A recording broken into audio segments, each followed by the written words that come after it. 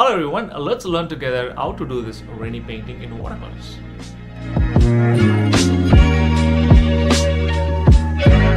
Hello everyone, thanks for joining my home studio where I share my passion for watercolor paintings.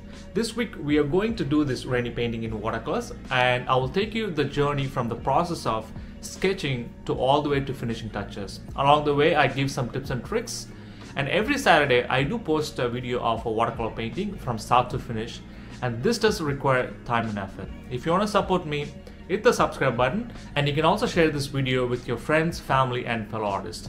And let's get started, guys. Before we do any kind of painting, we have to think about how we're going to tell a story of this reference in our own way and expressing ourselves. So it comes with planning our sketch in such a way that we are telling a story and creating an impact through our painting. So as I say in all the video, you don't have to paint as it is, and you can change a lot of stuff because it's your painting and you can express yourself. And even when you want to copy this painting and go through this video, you don't have to paint exactly what I'm doing. You can change anything you want in our painting as well as in your reference. And you can see in the reference, it's kind of like so vertical, and it also goes like more than 9 by 12. So I kind of created a composition in such a way that it fits our 9 by 12. But when I show this painting and people recognize this place, and the one thing I'm trying to keep in mind when I'm doing this painting is just to try to capture the mood of this place than anything else. The other thing you have to keep in mind that this reference was heavily edited, and there's a lot of darker values you could see. And in watercolors, you can do darker, but you have to layer it several times to get the exact value what we see in the reference. But when we paint, I'm going to go a little bit lighter than what's in the reference because I want to create this glow than what's there in our reference. And you could see that I'm only trying to capture whatever I can and whatever I want in my reference and ignoring the rest of the self. So I'm pre-wetting the paper first, and I'm going to start with the sky. Even though the sky looks a little bit grayish, I'm going to introduce a little bit of colors here and there. And I'm going to when I paint sky, I don't care about that much when I paint clouds. And I also want to create this painterly look in my sky as well. So that also creates this dramatic mood in our painting. And I'm now putting some washes, some yellow washes for the lights, which is underneath. So this is going to act as underpainting. So in watercolors, you start with the lightest wash and you slowly build up. And if you squint your eyes, the lightest wash, the first thing that pops in my mind are the orange light, and which is sitting on the left hand side. There's white lights on the top, and there's a couple of orange lights in the distance for the building. So when you do the first wash, think about the colors which is in your reference and try to match as close as possible. Again, as I said, you don't have to exactly paint as it is. You can even change the colors if you want. And the first wash looks really good, and you can also see on the top right, I also used a little bit of yellow wash on top of it because I'm seeing a light on it. So now, once I'm happy with it, I usually start with the mid-ground, and I slowly bring it to the background, and I slowly bring it to the foreground. So the reason I start with the mid-ground first is, so I know that my value of the mid-ground is this value, so I can tailor my values for the foreground to make it a little bit darker. So in a way that I'm trying to create depth and distance. So when you paint, in order to create depth and distance, these things should take in place. The values ranging from darker to lighter as it goes in distance, and the colors have to be warmer to cooler as it goes in distance. And if you squint your eyes, and the values of the foreground building even look a little bit darker, so I'm trying to capture that mood, trying to capture that value as close as possible. And when I paint it, I'm thinking everything in shapes. And this is another tip I give almost in every video I can, because I can't stress this enough. When you think everything in shape, it does makes your life easier. It also helps your painting process enjoyable. So now I'm focusing on the mid-ground building, and you can see there's a little bit of value there, and there is lights coming from inside the building. and I'm just trying to make a stroke and trying to capture the pattern of what's in the reference. And you can see this is why I put that yellow wash in the beginning, so that there's a light inside. Now when I apply something darker on top of it, it acts as a light coming from this building. And this is also a concept called layering. You start from the light wash and slowly build it up. And even though it looks darker now, you'll be surprised that after some time it's going to get a little bit duller. So that's how watercolor works. So whenever you paint, if you paint a value of 7, it might go to 6 or 5. So if you want a darker value, what you would do is you would paint less water in your brush and more pigment in your brush. But if you want a lesser value, more water in your brush and less color or more color in your brush. It doesn't matter, because unless you have more water in your brush, the wash will go lighter. And this is the second wash. This also same thing. Seeing the mid-tone of it, and you see why I did that yellow wash underneath it as well as at the top as well. And you can see it's going to act as a light from the signs and light from the building as well. So I know that the top foreground banner is darker, so I'm trying to capture that as close as possible. And the same thing on this side. I'm going to do the exact same thing at this side as well. I'm trying to capture the lettering. There's a lot of lettering there, but I will just capture which icon able to do it. So when you do this kind of stuff, so these are going to be act as a lead-in for us, or act as an element which is sitting in the painting. So usually when I paint, and I try to spend more time on the foreground or my focal point. So my focal point is the reflection on the people who is walking in the foreground. I'll spend more time getting a lot of details on the foreground and everything. And now I'm focusing on the building in the foreground, which is close to the foreground, and we can say this is a mid-ground building too. And if you see the reference, it's kind of like really it's kind of like a square, but I made it a little bit longer because to fit our composition. But this is what I was saying, when you paint, don't try to be caught up on, or you have to be 100% accurate to your reference. Unless you're painting for exhibition, or you're painting for a competition, or you're trying to show a little bit of realism in your painting, then you can do it. So whenever I do painting, I try to enjoy my process, not to overdo it. So whenever you think that you're doing a painting as a chore to do it, you wouldn't have a good painting. And I have done it before, and I never end up with a good painting when I do it, because I didn't enjoy the process of doing it. So when you do, just have fun with it and let your brush flow and enjoy it. And I'm also giving these tips just to give a little bit of confidence to you guys, so that you guys can go out and enjoy your painting process as well. And I'm not trying, when I do these tutorials, I'm not trying to teach anybody else how to paint. It's just showing that this is a process that worked for me, so you can take this process and try it, and you can create your own style.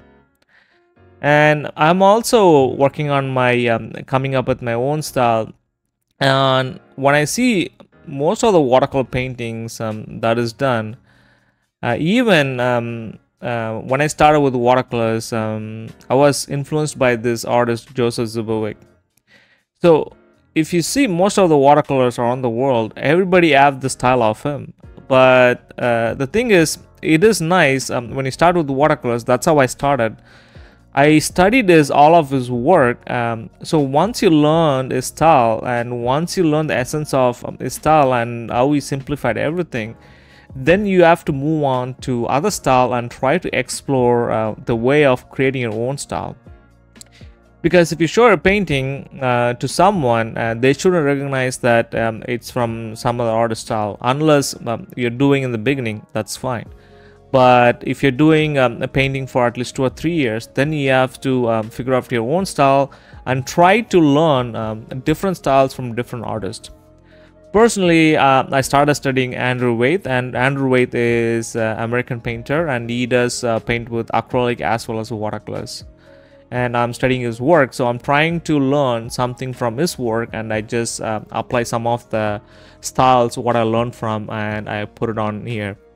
And same with there's also another artist named Eduardo Cordes, and he paints beautiful French Paris paintings and oil paintings, and every painting he does, it has this beautiful night mood in it, and that's also one of my inspiration as well for doing this painting as well.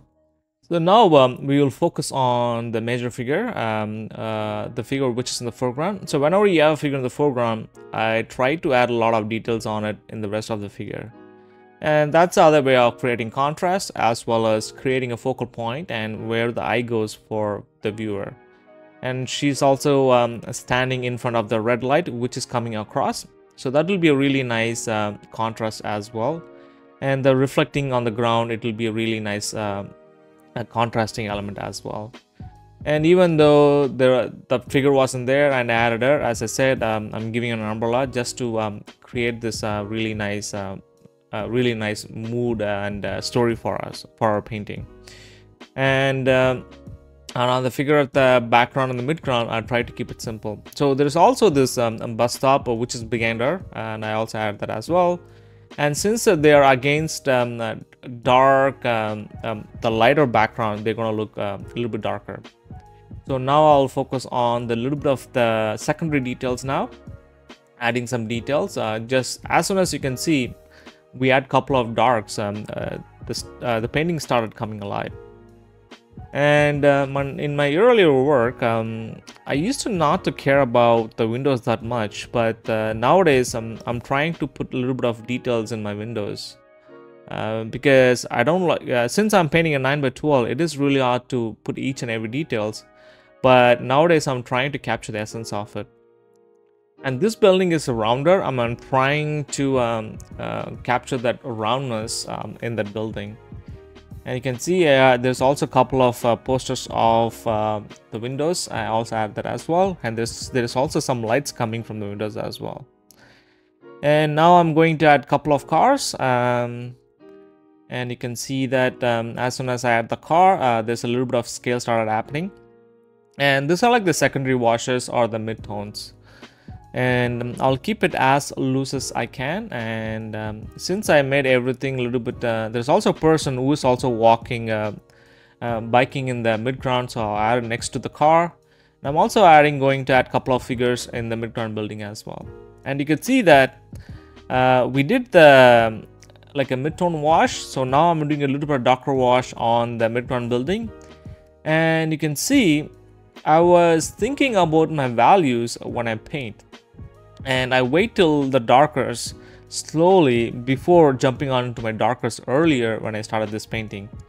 And you can also, I'm also not going even darker on this wash because I know that if I go really dark, I can't go a little lighter. You could go a little lighter by take a clean water and applying water on it, and take a tissue paper and dab it to get rid of that paint, get rid of that value, the darker value to lower value. But I don't like that, so since that's why even when I do the darkers, I slowly build up my darker as well. So when you do any kind of watercolor painting, just keep in mind, slowly build it up, don't rush it. If you rush it, then your values doesn't ascend properly, and you will end up having a flat painting, or the values doesn't match, or that doesn't give depth or distance. And I'm also making this TTC sign, and there is a subway station near this Dundas Square, so I want to make sure that to capture it as close as possible. As I said in the beginning of the painting, I spend more time on the foreground in the rest of the painting. So there are some figures I didn't add the legs for them, so I'm going to add it, and I'm going to add a couple of darker ones and lighter ones. So now I'm going to add the reflections, and reflections are a little bit easier to add in watercolors. So pre-wet the paper first, and I don't let it dry, and I let it dry a little bit, then I'll put the wash for the roads, and I'll leave some white bits here and there for the car lights. And there's also the buildings which is also reflecting. And I'm also going to take some clean water and do some lines for the road, and that also creates a little bit of perspective. And I'm also putting some washes for the people on the foreground as well. And I also want the light to be reflecting on the foreground with the person who is standing in the foreground. So before this wash dries out, in reflection, there is two things happen in the reflection.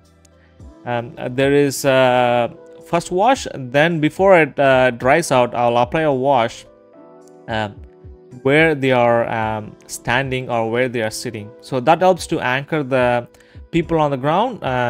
And you can see that I also added for the figure, I'm doing another wash on top of it as well. And you can see the reflection came to alive, and people are like literally on the road anchoring properly. And that's what I was trying to capture. And you can see that figure which we added, it popped up in the rest of the painting. So I'm going to take a white paint now. I'm just going to throw a little bit of colors here and there, just to bring back some of that reflection, and I'm pushing it a little bit harder to make it more even interesting. And this is what you could use this white paint a little bit, not that much, not to overdo it. So I'm also having a white paint with a little bit of red in it. So I'm trying to bring back that red in everywhere it is. And because the red sign which is on the top left is reflecting on people as well on the car, so I'm trying to add it.